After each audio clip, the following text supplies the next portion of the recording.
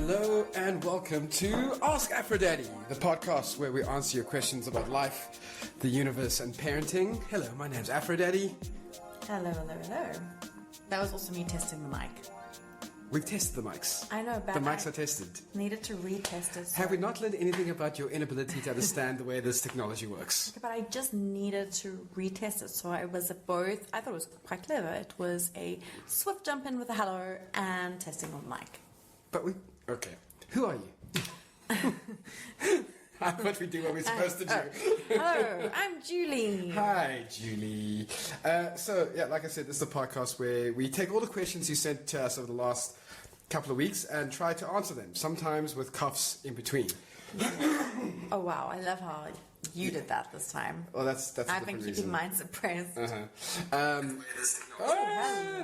Listen, that's just to prove that the audio is working. Throughout this recording, you can, of course, send us your questions while we're doing this live on Facebook. But if you are listening to this as a podcast, then please send your questions through to aphroditect@gmail.com or on the Facebook page, or aphroditeonline.com is where you can also send your questions through. Right. How's your week? Highlight Highlight of the week. Parenting highlight. Parenting highlight of the week. Week's been good, generally. Yeah. I feel like that's, I also have a week outside of parenting. But minimal time. This is a parenting podcast. Is it?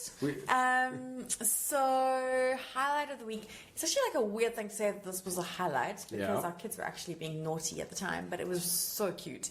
So, yesterday morning, Eli kind of rooms in with us, and Liam has his own room at this stage. And early in the morning, like before normal wakey time, Liam comes into the room and goes, Eli, come here.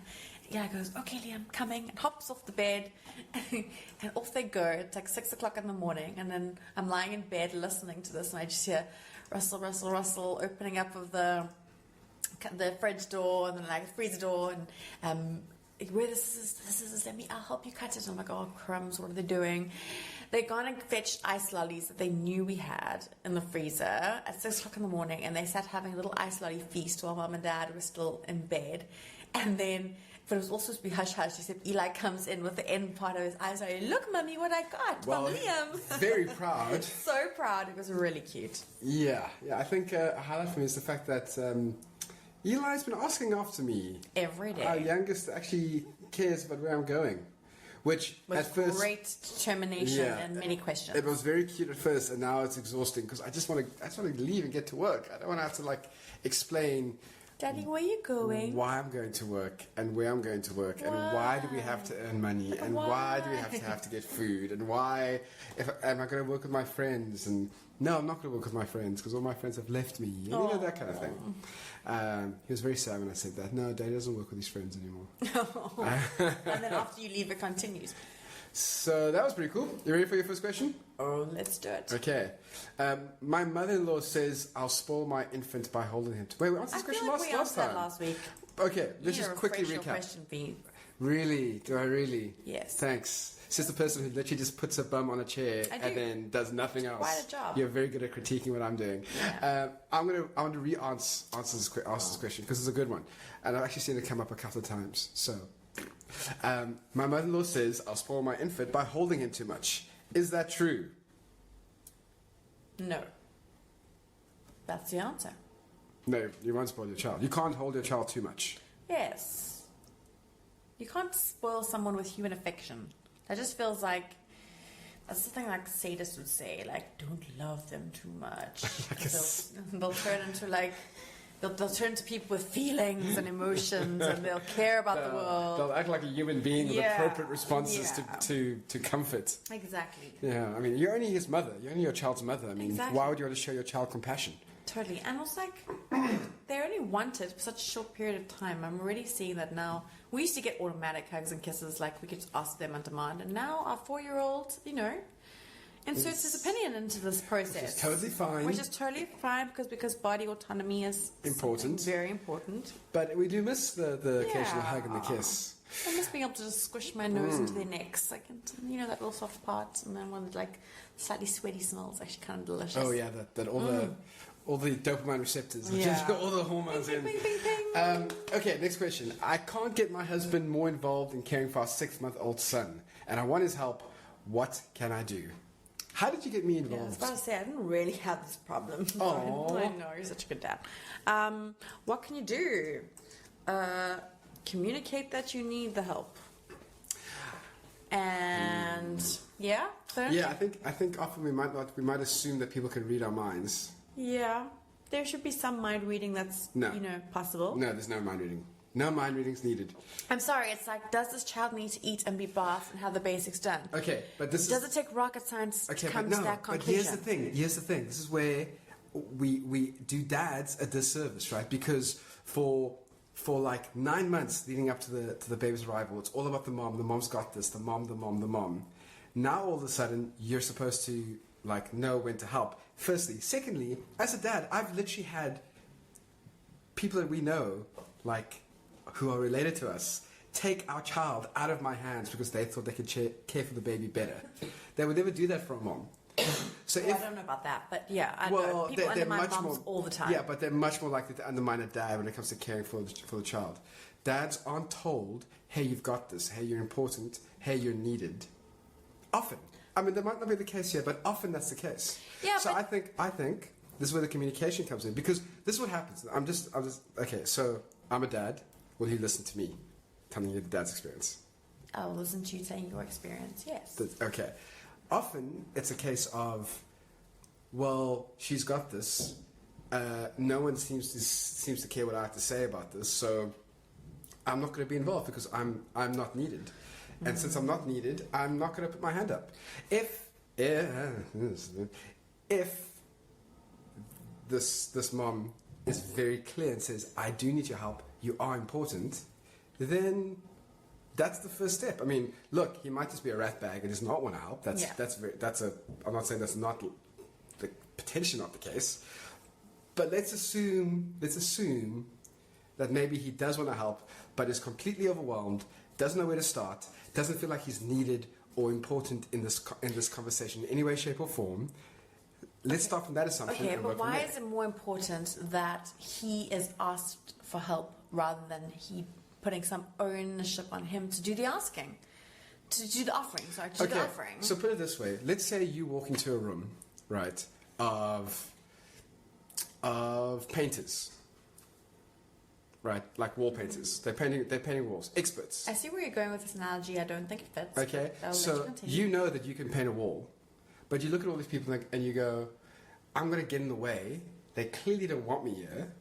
I better just not offer the help." Okay, but if you see the people on the wall struggling, like they're painting, but like the ladder's too short and they're short. Okay, fine, but let's say the last 3 times you walked into that room, and when you did offer help, you were undermined. Would you offer help that 4th time? I don't know who these women are that are totally undermining these. Not necessarily the moms. I'm not necessarily. Yeah, but I'm saying but I'm saying you're from your perspective. Okay, wait, but let's be honest now. There have been times when, like, you haven't necessarily always listened to my opinion on stuff, especially with Eli, when you've had a very It's traumatic. getting very personal. Well, this is a real podcast. We're offering real advice. Let's not be airy-fairy. For the moms, it's a very traumatic time. They have this being that they've grown in their own bodies, that they're very connected to in a real visceral way, which the dad doesn't have. If the mom's breastfeeding, that's another level of connection. The mom's going to feel overprotective. The moms are feeling overwhelmed. The child feels vulnerable to them. I've seen it often where the mom will not let go of that child. So on the one hand, the mom doesn't want to let go of the child. On the other hand, she also wants the dad to help, but in the way that specifically she has in her mind. That's not fair. And your first point about mind reading, or at least communicating, I think is the first step. I think you just can't assume that your partner knows exactly how much help you want or need. Yeah. So. Especially if you're I don't want to say neurotic because that sounds bad, but especially if at that moment you are a tense, stressed out mom yourself? So I'm just going to suggest, yes, that you sit down and have a conversation in which the mom says, sometimes I may not know I need help, but please continue to ask. And the dad goes, I will continue to ask, even if it's not always well received, but know that I always want to be asking how I can help you better. And my intention is to always help you. Totally. But I'm just saying, let's not just assume that like, the problem I have with the question is that it kind of does go with the stereotype of the lazy dad who doesn't want to have anything to do with the child. Well, it's a personal question. We don't know what's going on. No, exactly. In that house. But it is part of it does build this picture of dads, and it doesn't take into account that maybe that dad has his own postpartum depression. Maybe that dad has his own anxieties that he's struggling with. It's just saying, I can't get my husband more involved, and I want his help. Like, what can we do? Well, maybe you should stop and ask, like, hey, is there a reason why you're not helping? Like, without being accusatory, actually going, hey, you're the father of my child. This is my husband. So you're the man that I love. Yeah. I think you're a good guy. I married you because I think you're a good guy. Let's start with that assumption. You're a good guy. Yeah. You care about me. You care about our child. Yeah. You're not as involved as I thought you would be, or you're not involved at all. What's going on? Are you stressed at work? Are you stressed about this whole situation? Are you feeling overwhelmed as a father? Am I giving you enough input? Am I saying, hey, you can do this the way you're maybe telling me? Yeah. So I think that's really good advice. I don't think there's anything wrong with that advice.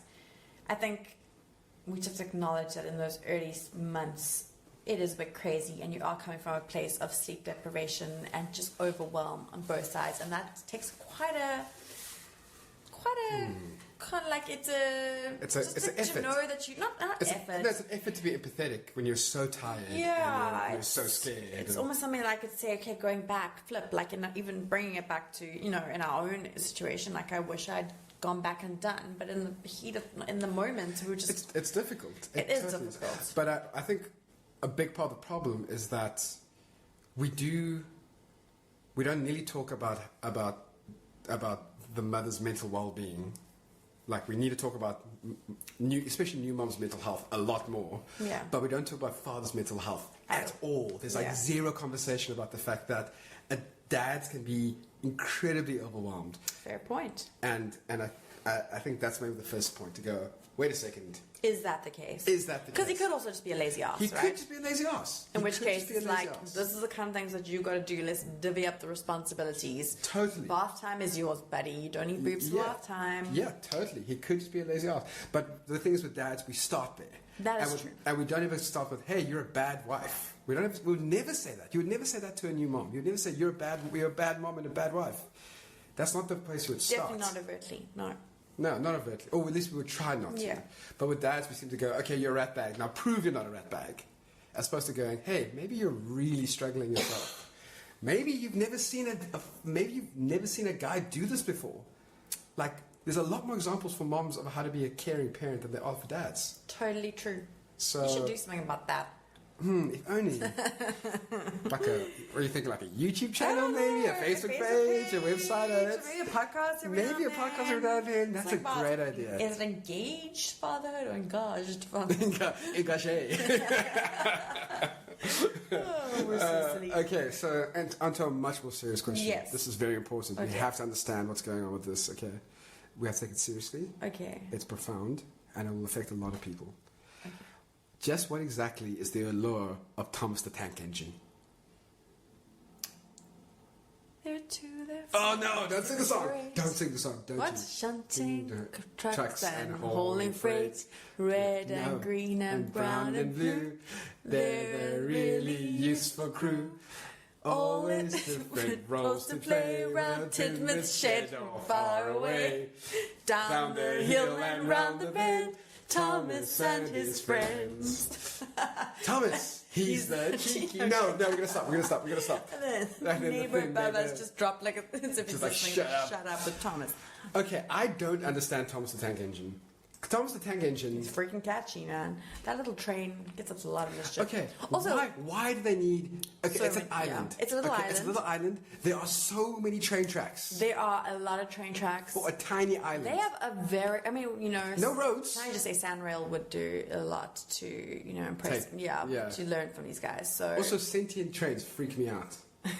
No, think about it. So this is what I wanted to ask with Thomas the Tank Engine, Yeah. right? Because you've got the kids very derogatory terms, but you got the fat controller. That's what he's called. Okay. Yeah. Not great. Not PC. Not PC at all. No. Okay, but we got the fat controller, and then they've all got their own drivers, right? No. No, they do. Well, they don't have their own No, personal no. drivers. They all have their own personal drivers. They have drivers in the In their train. Engineers. In the train. In the train. No, it says Thomas's driver. Okay. They all have their own driver, right? But yet these little trains still get up to mischief. So what are the drivers doing? That's a good question. Like, are they being they paid just to ride that train? Do the trains have? Okay, well, they're steam engines, so the drivers are really just putting coal. And what if they don't feed the coal? I mean, I don't know, but I just like what is the main industry on that island? What does a Sodo do? They What have do a they do king in and a Sodo? queen that come visit. No, it's not a queen and queen. No, who was it? The Duke and The Duke and Duchess come and came visit. to visit For the yes. kids, there's it's an island. There's like 2 kids. And they needed all the eggs They for have the children's parade. They have a port and an engineering bay. Yeah. It's obviously and like rivers. I mean, it's an island, but it's obviously there's Like it's an island the way like Australia is an island apparently, but like there's one fat controller. There is one controller who is distinctly fat. who has issues with his weight. Okay, he seems to be quite happy in the way he is. He always was grumpy. Okay, he's never smiling. And again, why do you need so many trains? And why is everyone okay with these trains talking to each other? Well, can the humans hear them? Oh, they Yes, can't because they always talk back to them. They talk to the trains. The fat controller talks to the trains. He does. Also, if you were a train, wouldn't you be like, oh my word, I can only go where the rails are?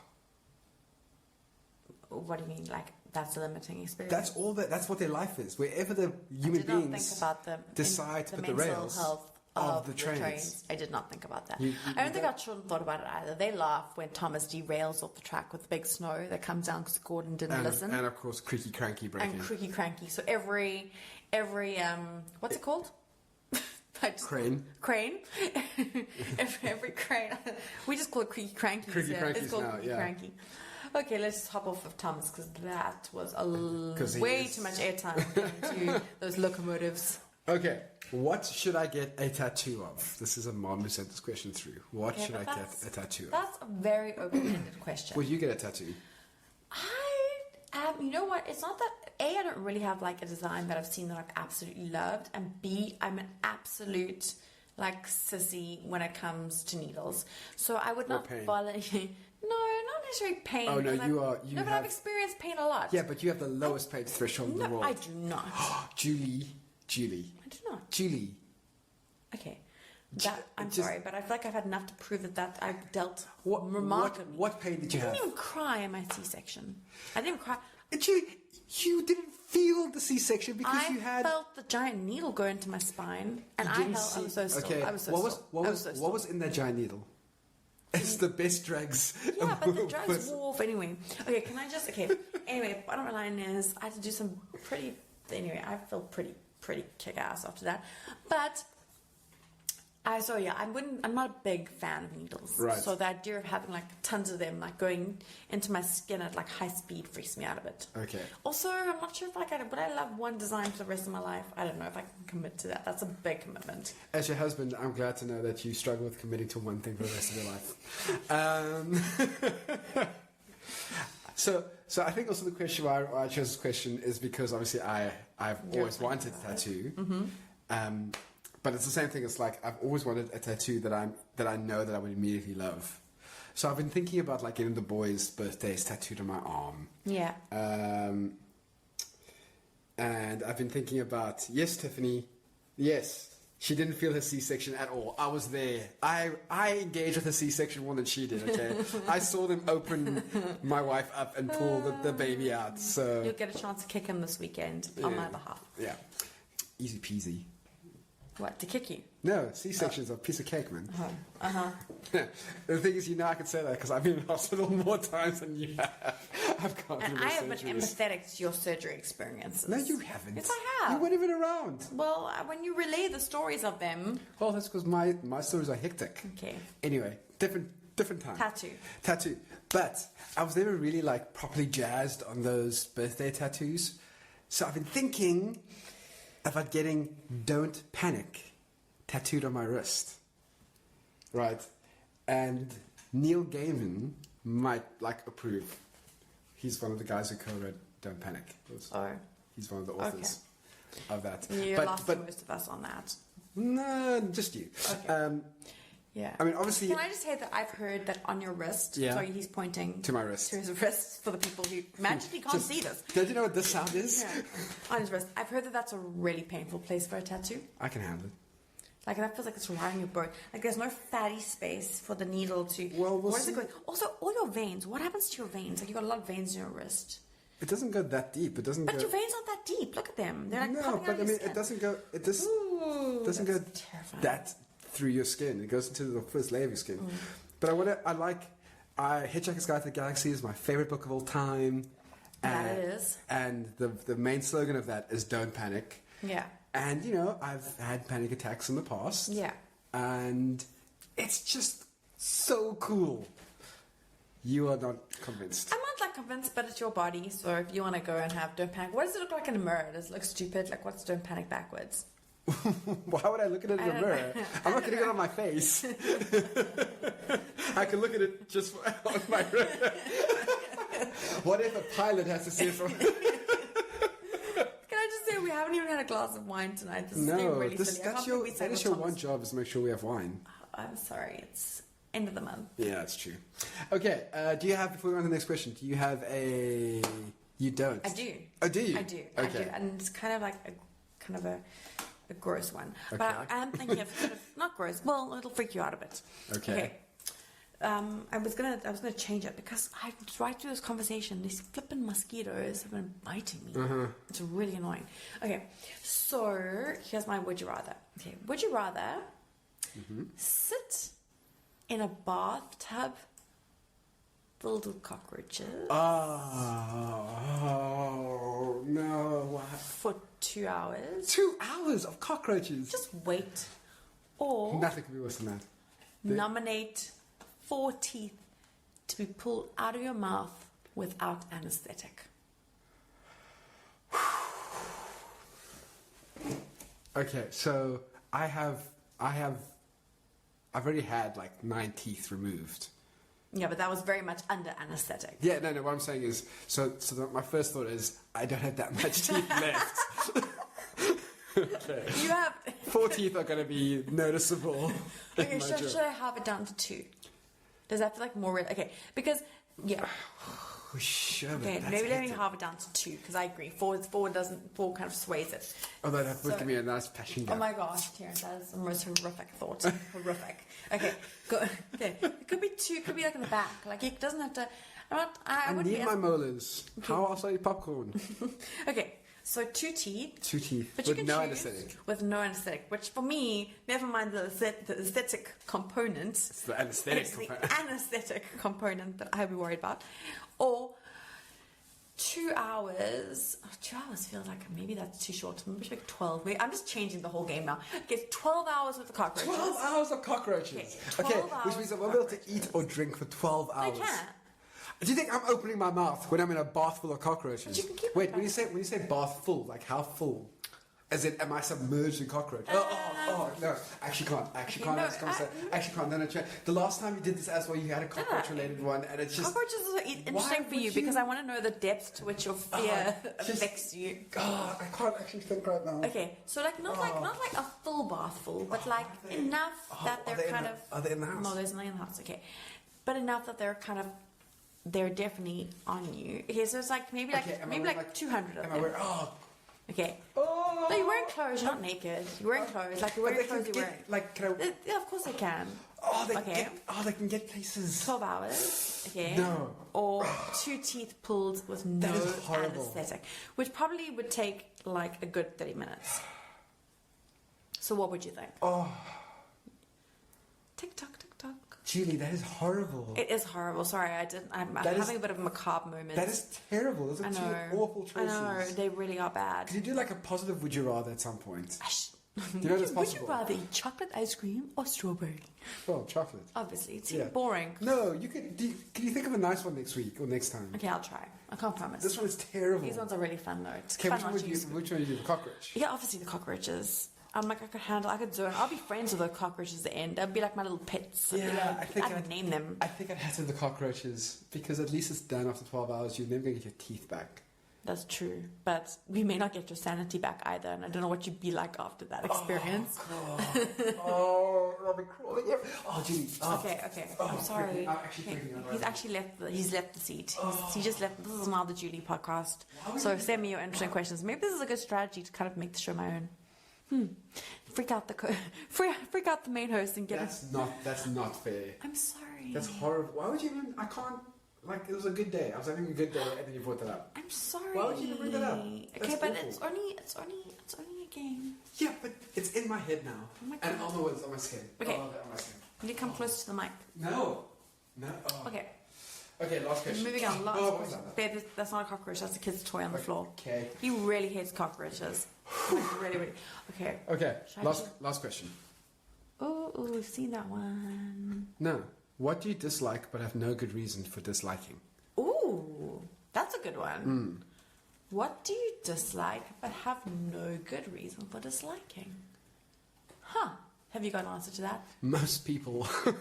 Oh my God. No, but you know what it's like? There's sometimes that I've met people who I just don't like. And it's not because they're bad people or because they've said something wrong or done something wrong. I just like in the same way that there's some people I mean, I just go, I like you, you're cool. Like, or not cool, like I connect with you and you're pretty awesome.